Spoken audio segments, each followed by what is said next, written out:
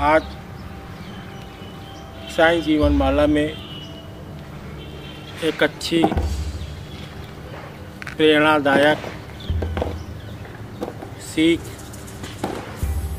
आपको बता रहा हूँ।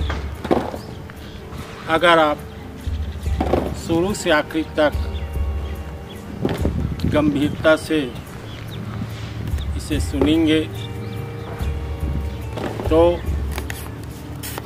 आप में शरीर में एक जोश आएगा और काम करने की क्षमता आपका बढ़ेगा। एक गांव पर एक अहीर रहता था और उस अहीर के 2 लड़की एक लड़का था।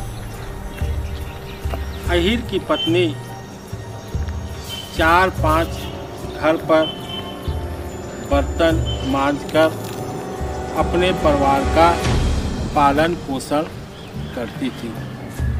अहीर जो था वो काफ़ी निठल्ला था और किसी तरह यहाँ वहाँ बैठकर अपना समय गंवा देता था। सुबह शाम जब भोजन का समय होता था तो वह घर आकर भोजन करता था।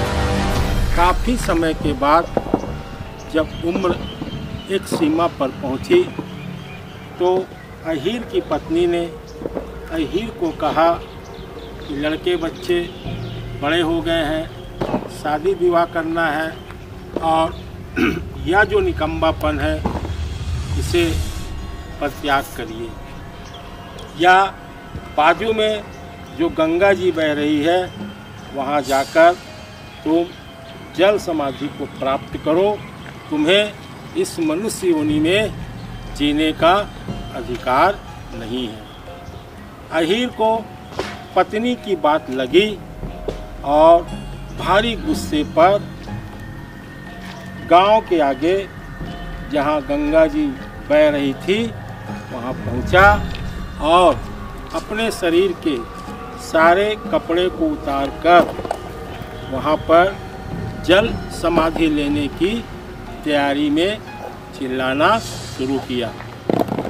उस चिल्लाहट से वहाँ पर 2 कन्याएं जिनकी उम्र 18 साल 21 साल की थी वो खेल रही थी और दोनों बहनें सोचे कि आखिर या भाई गंगा जी में आत्महत्या करने का क्यों प्रयास कर रहा है, क्यों ना इसकी मदद की जाए।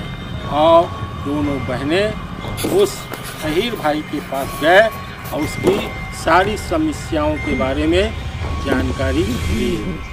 बहन ने अपने हाथ में एक सोने का रिंग पहनी हुई थी, उस अहीर को दी। बोले भैया इस रिंग को ले जाओ, इससे बेचकर तुम अपने घर का पालन पोषण करना।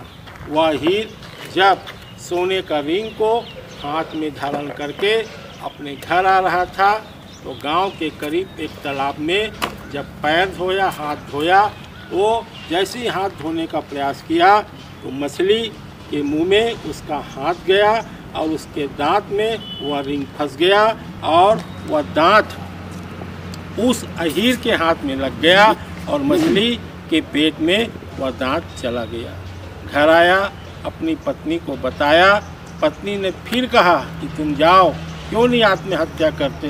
बोले अब मैं जा रहा हूँ, आत्महत्या करके ही आऊँगा। तब फिर वह गंगा जी पहुँचा। बालू में 2 बहनें उसे मिली।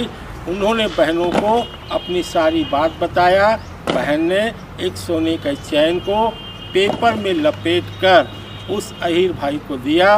अहीर भाई जब गांव के करीब पहुंचा और सोचा, देखा कि ये पेपर में सोना है कि क्या है।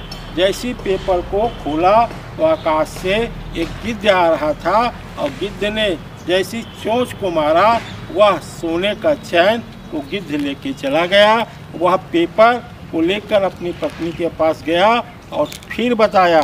पत्नी ने कहा कि तुम को जीने का कोई अधिकार नहीं है, तुम क्यों आए हो? उसने फिर निराशापूर्वक उस गंगा जी के पावन धरोहर में गया, उस बालू में उन बहनों को बताया।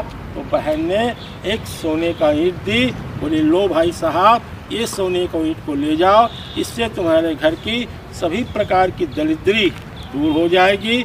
उस अहीर ने सोने का ईंट को जब घर लाया और जब घर में लाया तो चूल्हे में उस राखड़ में उस ईंट को घुसेड़ दिया और अपनी पत्नी को कहीं बर्तन मांज रही थी उसे बुलाने गया।